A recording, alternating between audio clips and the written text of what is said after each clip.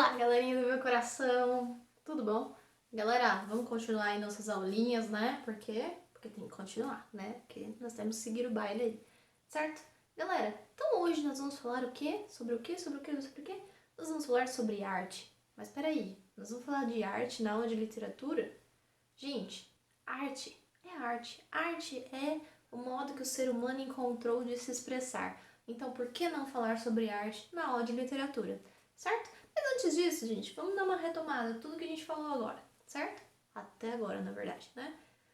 Nós falamos sobre alguns romances que são importantes, né? Principalmente agora na época contemporânea, né?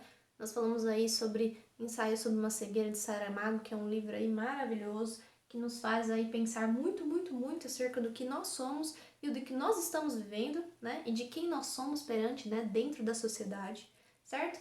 Nós falamos também sobre um que não é tão contemporâneo, de Monteiro Lobato, né? Com Negrinha, certo? Que foi aí um dos contos aí mais icônicos que a gente tem dentro da literatura, né? Que fala de verdades, né? E verdades que em alguns momentos são até intragáveis, né? E também nos leva a refletir, né? Como que muitas vezes nós somos aí um pouco individualistas demais. Então nós falamos aí sobre Monteiro Lobato, né? Sobre os falatórios, as falácias todas, né, que criaram acerca desse cara maravilhoso dentro da literatura, né, das controvérsias, daquela ideia de preconceito ou não, né, que tudo isso nós falamos aí nos vídeos passados.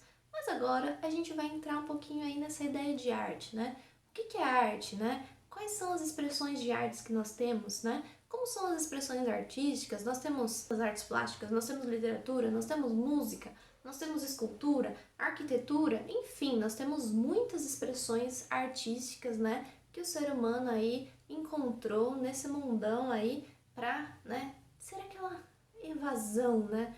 Como que a gente consegue evadir de muitos momentos que até pra gente é difícil, né? Sabe aqueles momentos complicados, né? De que forma a gente vai? Vocês com certeza vão pular pra música, né?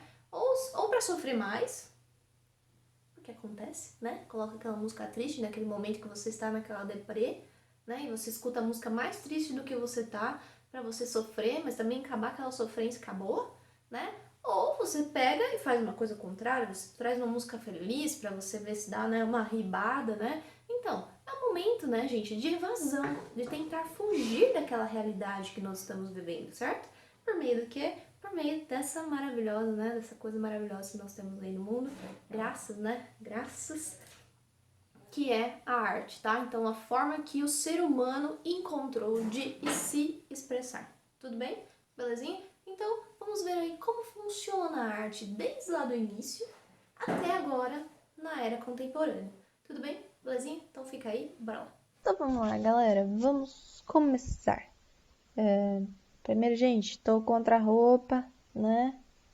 Tô em outro lugar, por quê? Porque nós perdeu o vídeo, mas tudo bem. A gente grava de novo, não tem problema, né? É assim, a gente segue o baile, tá bom? Então vamos lá, gente. Continua, vamos, né, de novo começar, certo?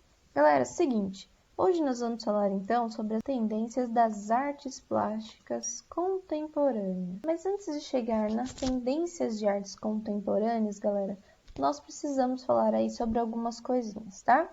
Primeira coisa, uma coisa bastante genérica, né? Que é a seguinte pergunta, né? Por que não?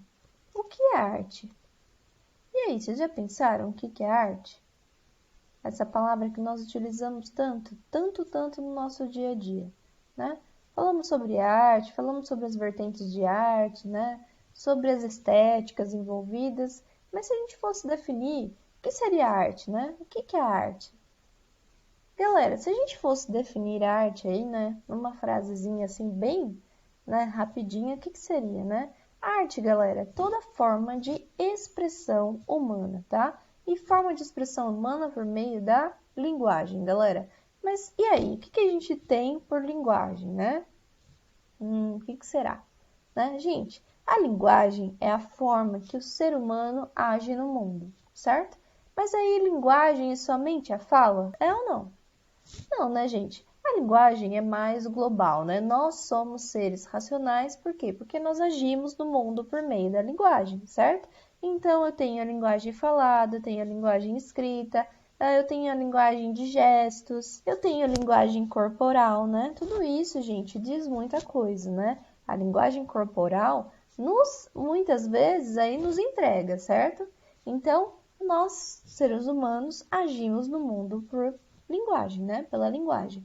E aí criamos a arte, né? Que seria aí uma forma de evasão das coisas, né? Por quê? Porque muitas vezes a gente precisa dessas formas de evasão, tá? E a arte, com certeza, é uma das formas de evasão que o ser humano tem, né? Ou seja, sabe aqueles momentos que nós estamos aí em crise, né? Muitas vezes nós buscamos a arte, seja ela qual for, pintura, escultura, música, certo? E as outras formas que nós temos de arte, literatura, enfim, certo? Belezinha? Aí, gente, dentro dessa discussão de arte, nós temos muitas coisas a se falar, né? Mas a gente vai falar mais pra frente. Por exemplo, uma discussão aí bastante contemporânea, que é a ideia de arte de rua, certo? E dentro de arte de rua, nós temos aí uma briga, né? Um embate entre grafite e pichação, né?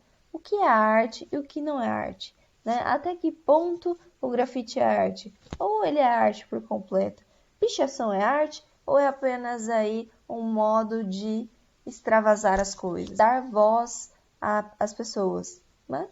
Ou não, é somente aí vandalismo, certo? Nós temos vários questionamentos acerca da arte contemporânea, né? Eu acho que a arte contemporânea nos dá muito essa abertura para questionar, né?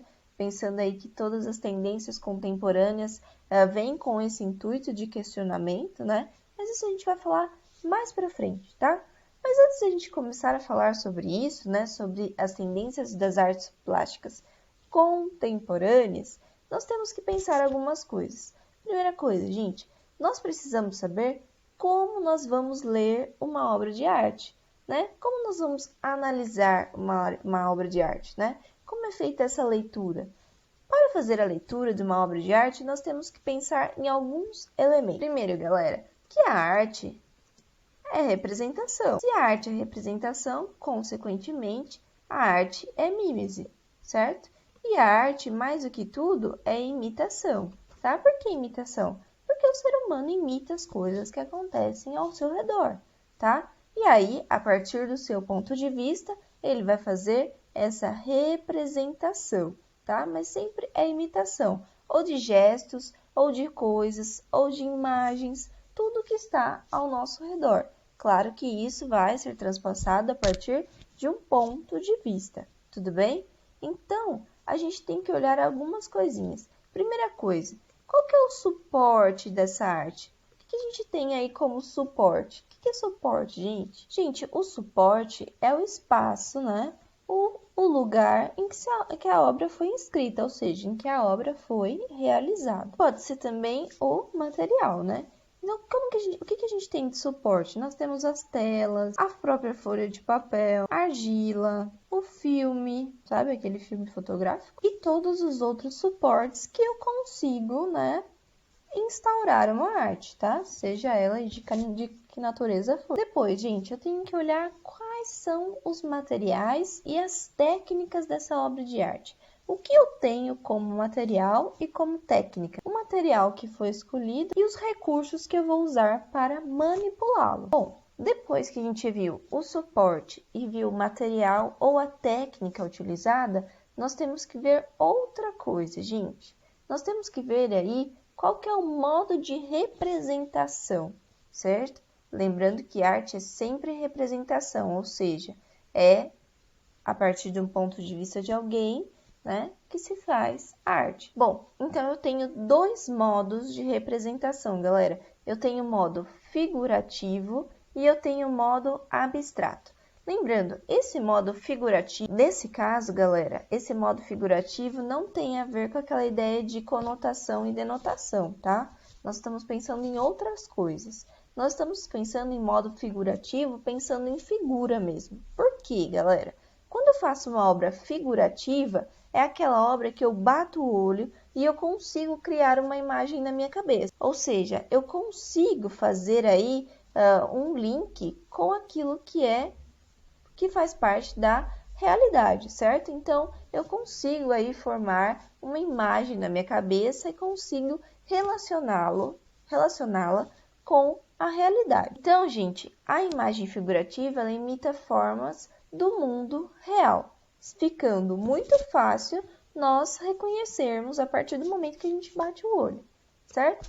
Agora, e essa aqui, ó, a arte abstrata. A arte abstrata, gente, é aquele tipo de arte que muitas vezes faz a galera torcer o nariz, né? Por quê? Porque não é uma coisa que está óbvia, que está na nossa frente ali, né?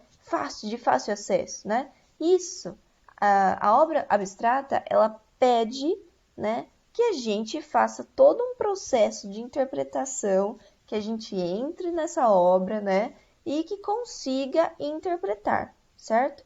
Então, muitas vezes as pessoas torcem o nariz, né? Por quê? Porque não consegue compreender, não é tão fácil assim, né? Exige um trabalho do sujeito, exige que nós tenhamos aí uma sensibilidade e uma subjetividade bastante grande para que a gente consiga interpretar, né? É claro, gente, que algumas obras abstratas a gente consegue fazer esse link de forma não tão demorada, tá? Mas existem aquelas artes abstratas que a gente vê só os traços, né? E aí, a gente precisa de algo a mais, né? Para conseguir aí ler e entender essa obra de arte. Mas nós já vamos falar sobre isso. Gente, qual que é o tema dessa obra, né? O tema dessa obra é o sentido abstrato que ela nos dá, né? Primeira coisa. Dentro da obra figurativa, é muito fácil encontrar o tema, né? Por quê? Porque a hora que eu olho, eu já consigo, né, fazer esse link com formas do mundo real, consequentemente, eu sei rapidamente qual é o tema, né? Mas e na obra abstrata? Eu consigo saber rapidamente o que é o tema? Não, eu não consigo. Para isso, eu preciso de uma subjetivação a mais. E essa subjetivação, gente, esse start que vai dar aqui na minha cabeça é o próprio título da obra, tá? Então, o título da obra vai nos ajudar a interpretar essa arte abstrata. Depois, gente, eu preciso saber qual é a contextualização. Por que eu preciso saber qual é a contextualização? Porque isso vai me ajudar muito a interpretar a obra, certo? E a conhecer o artista também, né? Lembra que eu falei para vocês, se a arte é imitação de uma realidade, né? E ela tem um sujeito que envolve, que representa essa arte, né? Esse sujeito, ele é interferido. Primeiro, pelo contexto de produção, é importante, não é? Saber o contexto em que aquilo acontece é importante, gente. O estilo da época. Por que o estilo da época? Porque vai depender aí das gerações artísticas, né, dos movimentos artísticos, cada um vai ter a sua característica específica, né? Então, isso também nos ajuda a interpretar a obra de arte, certo? E depois, né, o contexto, as próprias características aí históricas. E por fim, gente, nós devemos saber qual é a composição da obra, tá? Composição, a gente vê a obra como um todo. Então, como é a iluminação, a perspectiva, a escala, tá? Tudo isso a gente deve observar dentro da obra de arte. As cores, enfim, todos os elementos que envolvem essa arte, certo? Belezinha? Então, nós precisamos saber de tudo isso para que a gente consiga fazer a leitura dessa obra de arte. Então, vamos lá, gente. Olha essa imagem aqui, ó. Sem título, sem nada. O que vocês veem nessa imagem, né? Primeira coisa, o que vocês estão enxergando nessa imagem? Beleza, então vamos lá. Galera, essa imagem, né, essa pintura, é uma obra abstrata ou uma obra figurativa? Primeira coisa que a gente tem que pensar. Já que a gente bate o olho, a gente consegue fazer a imagem na nossa cabeça acerca da realidade? A gente consegue fazer um vínculo rapidão com a realidade, já que a gente bate o olho, só com os traços que aparecem aí? É igualzinho uma imagem real? Não, né, gente? Aqui a gente tem aí uma arte abstrata, certo? Primeira coisa que a gente tem que saber. Beleza, galera, depois que a gente viu que é uma obra abstrata, agora a gente vai ver qual que é o nome da arte, tá? A obra chama Árvore Cinzenta, do Pierre Mondrian. Tudo bem? Então, esse é o nome da obra, tá? Então, a Árvore Cinzenta de Pierre Mondrian, que foi feita em 1912. Agora, nós temos aí mais elementos para analisar a obra, certo? Então, a partir do título, nós conseguimos saber qual que é o tema da obra. Então, agora a gente vai falar um pouquinho sobre, né, o Pierre Mondrian, certo? O Pierre Mondrian foi um pintor abstrato holandês, tá? E ele gostava desses traços aí, com linhas verticais e horizontais, cores bastante sólidas. Ele gostava desse jogo de cores da mesma cor, né? Ou seja, usar várias nuances, vários tons da mesma cor, como a gente pode ver aqui, né?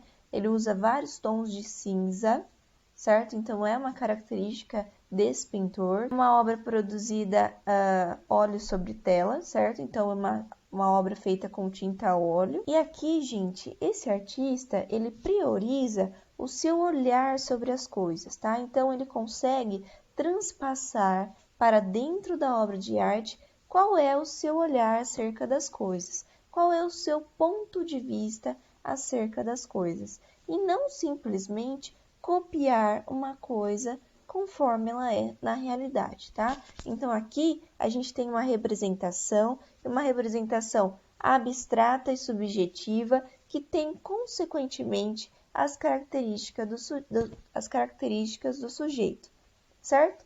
Beleza. O que está acontecendo em 1912, gente? 2 anos depois, né, nós temos a Primeira Guerra Mundial, 1914. Então, significa que aqui nós já estamos em um contexto um pouco conturbado, né? Que as pessoas estão vivendo aí algumas incertezas, né? E para vocês aí, só um adendo, 1912 foi o ano que afundou o Titanic, vocês sabiam disso? Um adendozinho mesmo, tá? Então, gente, é dessa forma que a gente consegue analisar uma obra de arte, tá? Agora vamos aí para uma segunda obra. Então vamos lá, gente. Agora, essa segunda obra. Já que vocês batem o olho, já que a gente avista a obra, qual a primeira imagem que vocês veem? Vocês conseguem fazer a imagem real? Vocês conseguem aí ter uma imagem real na cabeça? Sim ou não? Rapidamente, já bateu o olho, vocês conseguem semelhanças com a realidade? Sim, né, gente? A gente tem figuras aí que são reais, são representações reais, de homens, de mulheres, de um espaço, né, que pode não existir agora, né, mas já existiu. Ou seja, são coisas que são muito próximas da realidade, tá? Então, aqui nós temos uma imagem figurativa, ou seja, eu não preciso do título para eu saber o tema, certo? Consequentemente, só de eu olhar na imagem, eu consigo depreender algumas coisas. Eu posso não saber especificamente, né, o que está, né, qual que é o tema em específico, mas eu consigo depreender algumas coisas, né? Eu consigo saber que esses homens estão lutando, eu consigo saber que essas mulheres estão aí amedrontadas, certo? Então, o mínimo possível para eu conseguir fazer essa interpretação, eu sei. Mas vamos lá, vamos agora agregar informações que vão melhorar aí a nossa interpretação, certo? Primeira coisa, qual que é o nome dessa obra, gente? O nome dessa obra é O Juramento dos Horácios. E de quem que é essa pintura, né? Essa pintura aí é de Jacques Louis David. A data de produção, gente, é 1784 ou 1785. Não se sabe muito bem ao certo, tá? Então, nós temos aí duas datas possíveis, tá? 1784 ou 1785. E, gente, essa obra de arte, ela é uma representação de uma peça de teatro. Olha só que interessante. Então, é a representação da peça Horácio, do Pierre Corneille, certo? Então, aqui nós temos uma representação de outra representação, certo? Ou seja, é a interpretação de um sujeito sobre outra obra de arte, né? Para vocês verem como a arte, ela é expansiva, né? Ela não fica lá sozinha, né? Ela consegue se expandir cada vez mais, né? Então, gente, a gente tem a representação aí de um embate, tá? Entre Roma e Alba Longa, tá? É um embate aí entre dois lugares que estavam em constante luta em 669 a.C. Então a gente tem aí o embate entre três irmãos romanos e três irmãos albanos, tá? Então a gente tem aí uma luta entre irmãos. E essa luta, gente, resulta na morte de dois irmãos Horácios, tá? Sendo aí os albanos os vencedores da batalha. Gente, uma coisa interessante sobre essa obra. As obras do Jean-Louis David eram uma das obras preferidas de Napoleão Bonaparte, certo? Francês, lá na França, tá? E todas essas obras, gente, foram colocadas a favor da pátria. Esse pintor tinha a ideia de que ele deveria servir a pátria a qualquer consequência, certo? Então, a função do homem, o objetivo do homem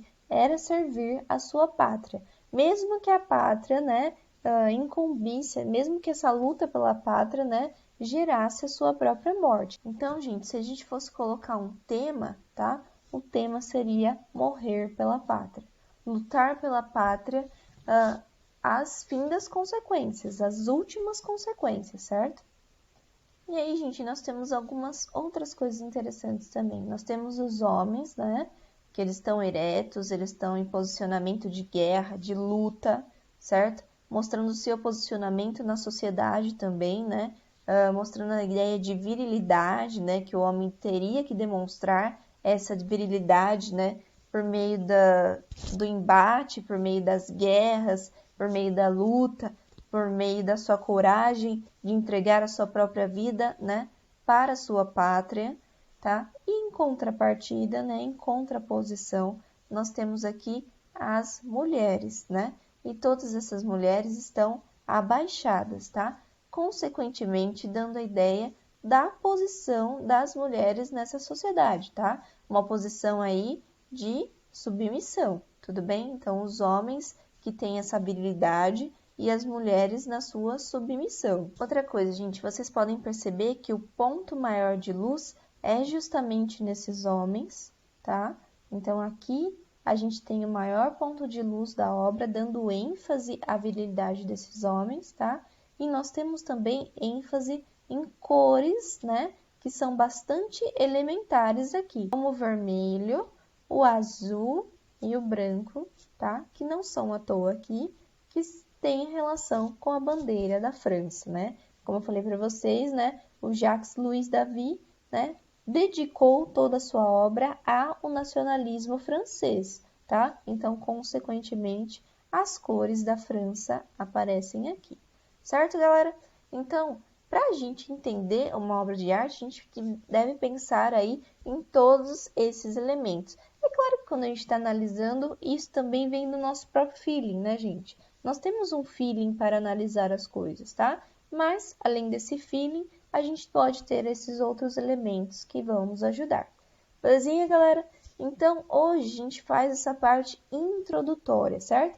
Para relembrar algumas coisas que vocês já viram lá no primeiro ano do ensino médio, certo? Por quê? Porque nós precisamos disso para que nós tenhamos depois um panorama da arte até a gente chegar na arte plástica contemporânea, certo? Então, terminamos nossa aulinha por aqui. Beijinhos no coração de vocês e até o próximo vídeo.